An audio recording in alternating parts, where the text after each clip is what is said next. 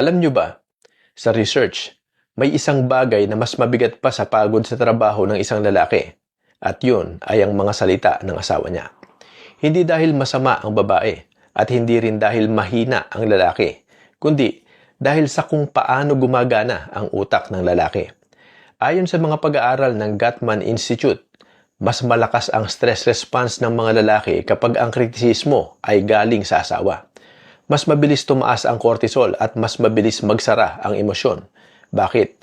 Dahil para sa karamihan ng lalaki, ang asawa ang isa sa pinakamahalagang salamin ng halaga niya bilang tao. Kaya, kapag paulit-ulit niyang naririnig ang hindi ka maaasahan, para kang bata, o ako na lang palagi, hindi yun basta reklamo sa utak ng lalaki. Identity threat yun. Sa utak ng lalaki, ang dating nun ay, you're not doing enough.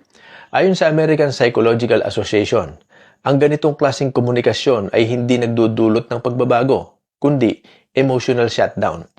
Kaya mapapansin mo, hindi na siya sumasagot, hindi na nagkukwento, at hindi na lumalaban. Hindi dahil wala siyang pakialam, kundi dahil overloaded na ang isip niya. At mahalagang linawin, hindi sinasabi ng science na manahimik ang asawa, at hindi rin sinasabing tiisin ang mali. Ang sinasabi lang ng science, mas mahalaga ang paraan ng pag-communicate kaysa sa mismong salita. Parehong mensahe, magkaibang epekto. Yung napakaburara mo kumpara dun sa kailangan kita bilang partner. Sa dulo ng lahat ng pag-aaral, malinaw ang totoo. Ang salita ng asawa pwedeng maging pinakamabigat na pasanin ng isang lalaki o pinakamalakas niyang sandalan. Ikaw ang pipili.